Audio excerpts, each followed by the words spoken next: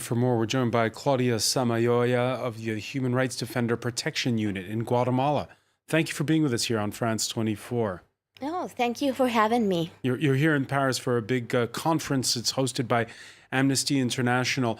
We saw the images there in that report crossing that border between Guatemala and Mexico. Again, remind us, why are they going? People are fleeing from Honduras mainly in this time, but Guatemala, El Salvador, and Nicaragua do for two major factors. One is poverty. Poverty has increased over the last 20 years in our region, and also inequality. So we have much more rich people and more miserable people. But on top of that, I think that people would have sustained more poverty and hunger. But on top of that, we have violence due to the very corrupt systems we are living through. And so there is an alliance between some governmental officials, police, army, and organized crime.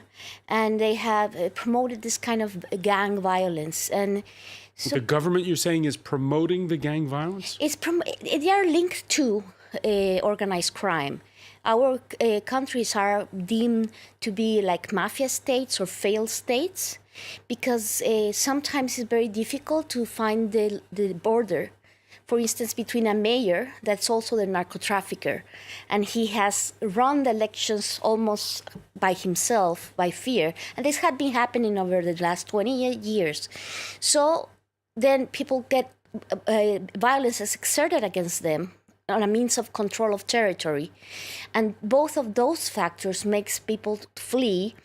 And this major refugee situation we have is because someone said that maybe they could avoid pay the trafficking gangs that usually ask them for $5,000 to $10,000 to take them to the border in the United States. So they say, oh, let's all go together, and maybe that way we do not pay and can get there.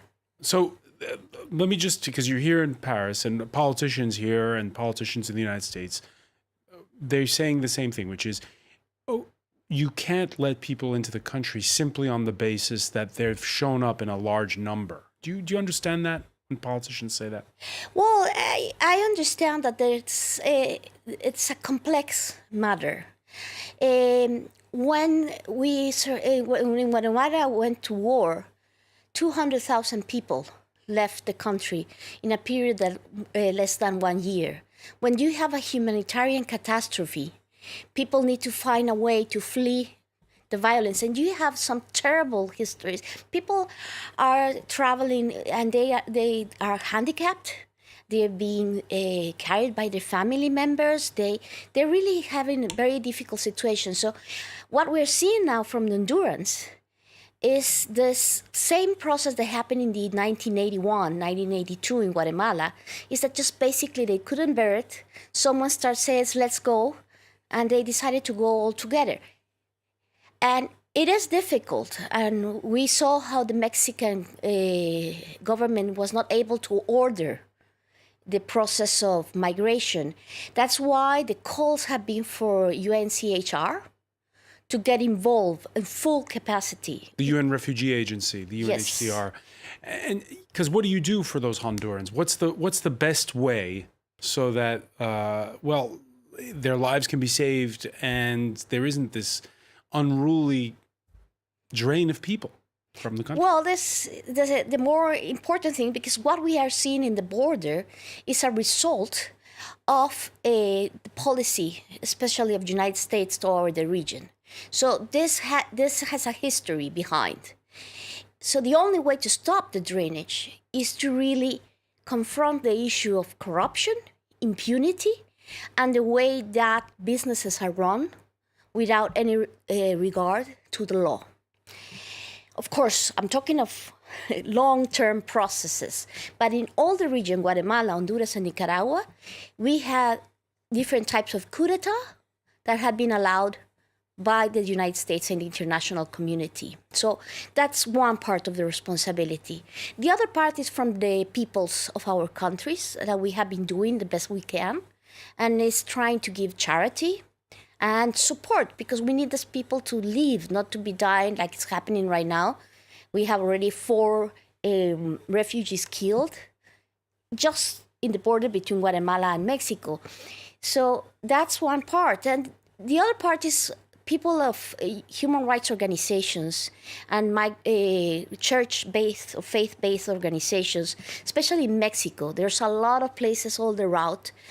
They are trying to address these people, try to stop a little bit some of them so they can get assistance. There are so many babies and minors and very elderly But it's happening people. on a volunteer basis. Of course, the governments, that's where the government had to come in. And there has to be a solution. These are asylum seekers. These are refugee people. These are not economical migrants. That's an important thing. This is people that are poor, very poor, yes.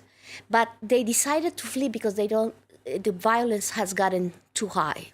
One final question for you, Claudia Samayoa, about Guatemala, because we've had recently the country's president pulling the plug on that UN panel that was looking into past abuses and corruption. Your thoughts on that?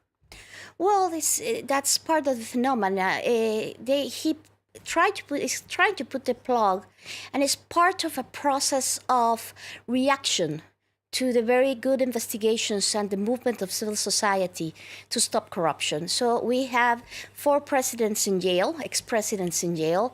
There's very big business owners, of course, very big also organized crimes owners. And we have seen how what I'm talking to you about, these linkages between the 3 of them, is not a conspiracy theory. It's being proven in courts. So their reaction is what we are seeing. So the important thing is to keep in mind that this hatred discourse that is happening everywhere in countries like Guatemala is basically they are trying to pull strings from different, more powerful discourses to try to stop what is really the only possibility of change. Claudia Samayoa, many thanks for joining us.